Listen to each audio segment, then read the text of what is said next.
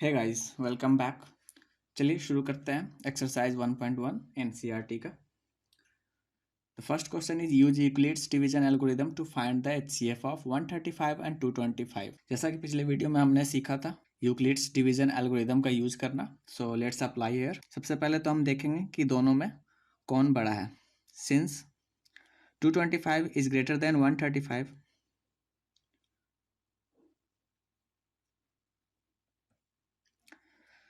तो बेसिकली इसमें जो एल्गोरिथम लगता है वो लगता है dividend equals divisor into quotient plus remainder का। तो जो बड़ा रहेगा वो हमारा डिविडेंड हो जाएगा और जो छोटा वाला नंबर होगा वो हमारा डिवाइजर हो जाएगा। तो चलिए इधर रफ साइड में हम लोग देख लेते हैं इसका कोसेंट क्या होगा।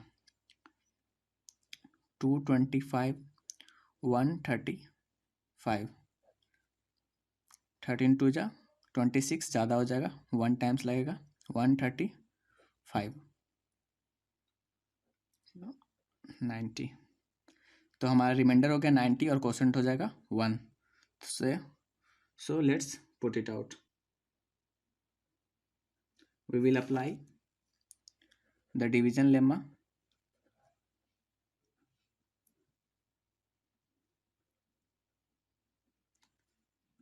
225 and 135 to get, ये हो गया हमारा डिविडेंड। तो 225 equals divisor 135 into quotient 1 plus remainder 90। So क्योंकि रिमाइंडर 0 नहीं आया है, जब हमें तब तक सॉल्व करते रहना जब तक रिमाइंडर 0 नहीं आ जाता है। Since reminder 90 is not equals 0, we will apply division lemma to, जो हमारा फर्स्ट स्टेप में जो डिवाइजर था वो इस समय डिविडेंड हो जाएगा और जो रिमाइंडर था वो डिवाइजर हो जाएगा। टू 135 एंड 90 टू गेट, फिर से 90 को डिवाइजर बना देंगे और डिविडेंड हो गया हमारा 135। तो फिर से ये 2 टाइम्स नहीं लगेगा, 1 टाइम्स ही लगेगा। तो यहाँ पे हो गया 90 और 5 4, तो रिमाइंडर आ गया हमारा 45। तो 135 equals 90 into 1 plus 45। So we consider the new divisor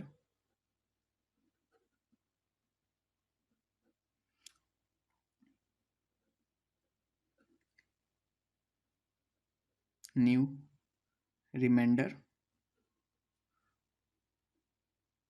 45 and apply the division lemma.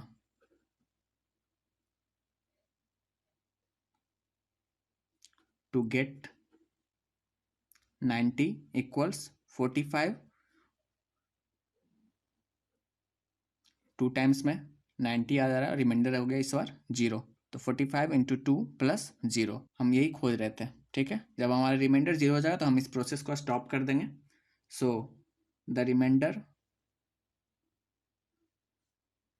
Has become 0। So at this stage divisor is 45। हमारा डिवाइजर क्या है लास्ट स्टेप में 45, और जो लास्ट स्टेप में जो डिवाइजर होगा वही एचसीएफ होगा। ठीक है, so the HCF of 225 and 135 is equals 45। Okay, तो एग्जाम में हमें इसी तरह बिल्कुल लैंग्वेज फॉर्म में लिखना है, तभी मार्क्स पूरे पूरे आएंगे। ठीक है, तो हमें 2-3 चीज़ों का ध्यान देना है। सबसे पहले स्टेप में जो बड़ा है, पहले देख लेंगे दोनों नंबर में से कौन बड़ा है। ठीक है, जो बड़ा है उसे हम डिविडेंड बना देंगे और जो छोटा है वो डिवाइजर हो जाएगा। फिर अगर हम ये वर्बली अगर हम कोसेट लिख देते हैं तो ठीक है, नहीं तो हम इस तरह से डिवीजन मेथड का हेल्प ले सकते हैं। ठीक है, सेकेंड स्टेप में हमको केवल ये ध्यान देना है कि जो डिवाइजर है वो डिविडेंड हो जाएगा, ठीक है, और जो रिमाइंडर है वो डिवाइजर हो जाएगा, और उसी तरह से डिवीजन मेथड में भी यूज करना है, ठीक है। बस ये दो चीज़ का ध्यान देना है, और सबसे लास्टली ये चीज़ ध्यान देना है कि जो लास्ट स्टेप में डिवाइजर आया है वही HCF होगा, दैट्स इट। बस इसमें और कुछ ज़्यादा नहीं करना है यूक्लिड्स डिवीजन एल्गोरिथम में, ओके। तो चलिए सेकंड क्वेश्चन की तरफ देखते हैं। चलिए, तो हमारा सेकंड क्वेश्चन है 196 एंड 338,220, ओके। नंबर तो देखने में बड़ा है, बट जो ज़्यादा बड़ा होता है वही सबसे ज़्यादा आसानी से सॉल्व हो जाता है। चलिए देखते हैं इसको। इस बार मैं केवल स्टेप्स लिखूंगा, इस बार मैं लैंग्वेज फॉर्म में नहीं लिखूंगा, आपको एग्जाम में वैसे ही लिखना है, ठीक है, और प्रैक्टिस भी वैसे ही करना है। इस बार क्योंकि मैं बता रहा हूँ तो सिर्फ स्टेप्स लिखूंगा। तो सबसे पहले देख लेते हैं, सबसे पहला स्टेप क्या है, कौन सा बड़ा है। तो 38220 we can see easily that is greater than 196, okay. तो फिर से जो बड़ा रहेगा वो डिविडेंड हो जाएगा। चलिए, जो बड़ा है उसको डिविडेंड 38220, एंड जो छोटा है वो डिवाइजर हो जाएगा, तो 196। अब इसको देखते हैं, इसको डिवाइड करना पड़ेगा so that we can get the quotient, okay. तो 1 टाइम्स लगाते हैं 196, here we will subtract, that is 681, okay. Once again ऊपर से 2 उतारेंगे क्योंकि अभी बचा हुआ है डिविडेंड में, सो क्योंकि 10 टाइम्स ज़्यादा हो जाएगा we will multiply with 9, 4 6 7 1, okay.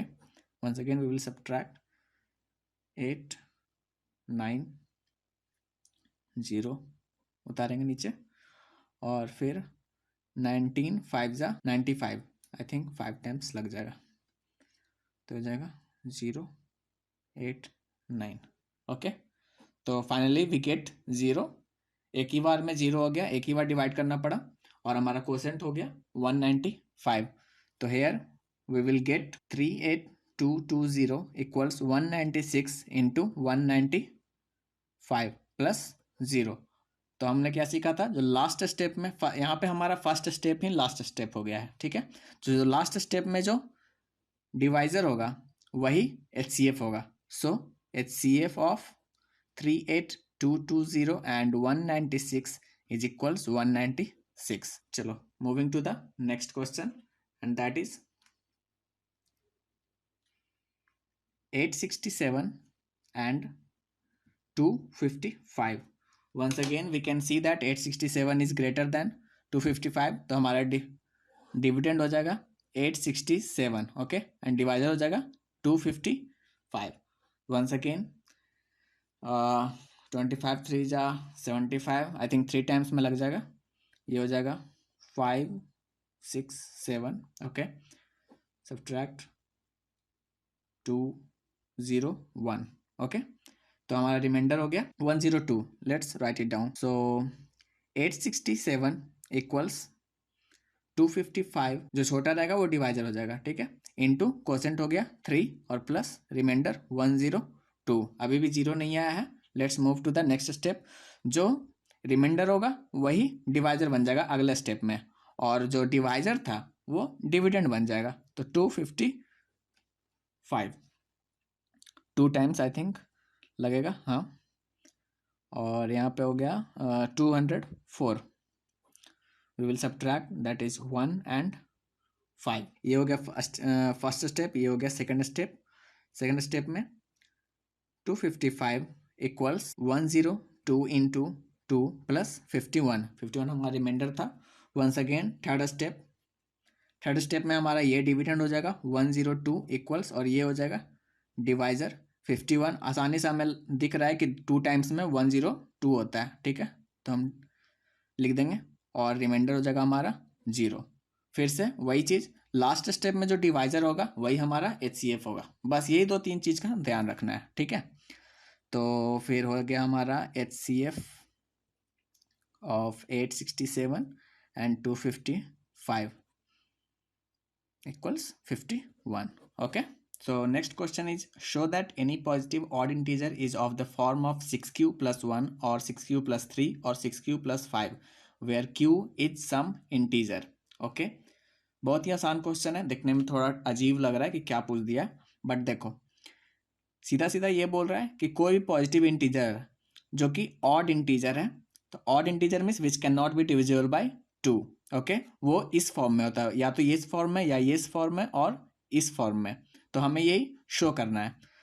तो चलो मान लेते हैं कोई पॉजिटिव इंटीजर ए है, ठीक है। इसको भी हम ये यूक्लिड्स डिवीजन एल्गोरिदम के बेस पे बनाएंगे, ठीक है। A equals B Q plus R, B divisor हो जाता है, क्यू कोसेंट हो जाता है, और आर रिमाइंडर हो जाता है, where R is greater than और equal to 0 but less than B, ठीक है। तो let A B any positive integer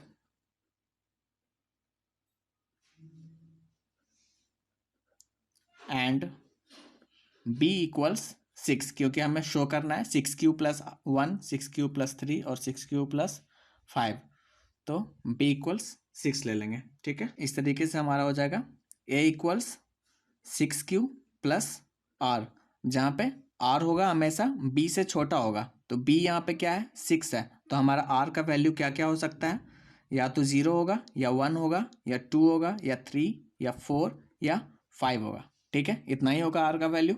तो इस हिसाब से हम r का वैल्यू अगर हम इस इक्वेशन में पुट करें, ठीक है, इस इक्वेशन में अगर हम पुट करते हैं तो क्या आता है, a इक्वल्स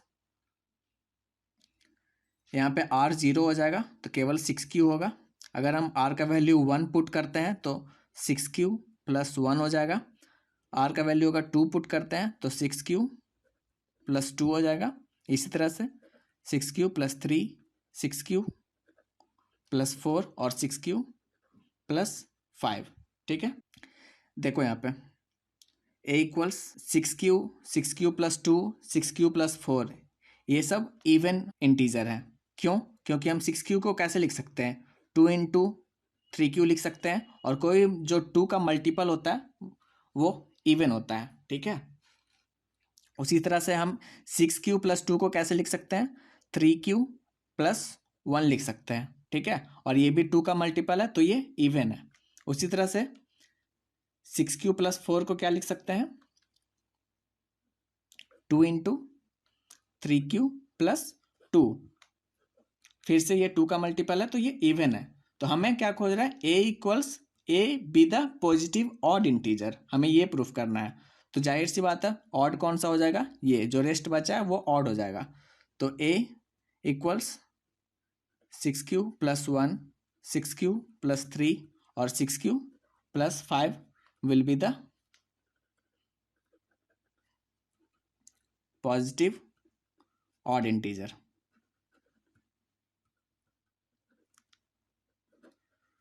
आई थिंक आपको समझ में आ गई होगी बात, कैसे ये ऑड इंटीजर हुआ, ठीक है। So next question is, an army contingent of 616 members is to march behind an army band of 32 members, okay, in a parade. The two groups are to march in the same number of columns.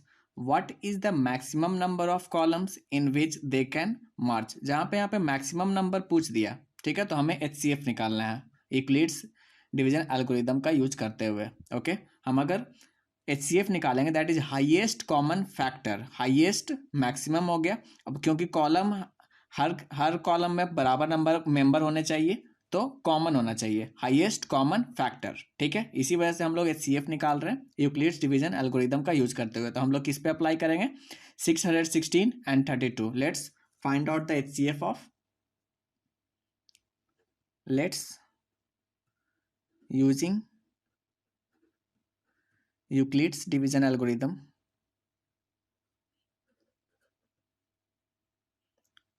to find HCF of 616 and 32।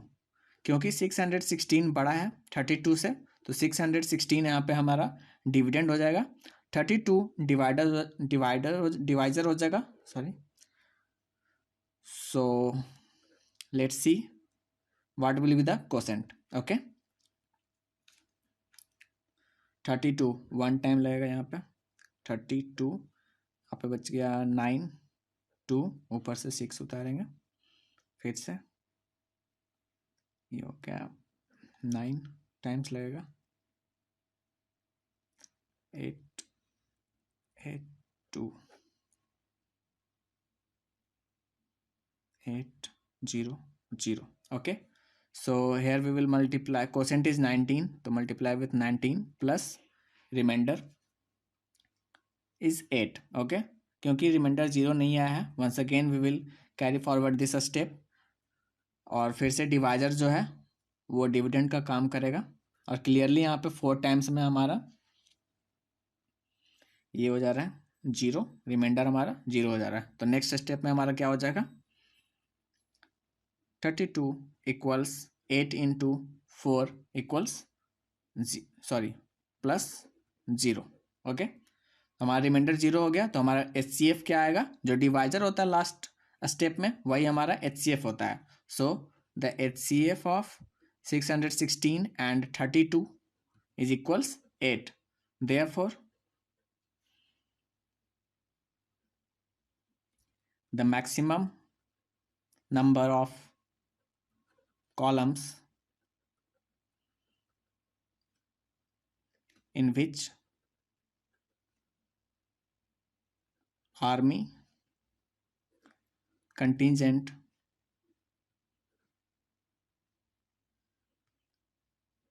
can march is 8. Okay, so here is the answer. So that's all guys. Question number 4 and 5 I will solve in the next video.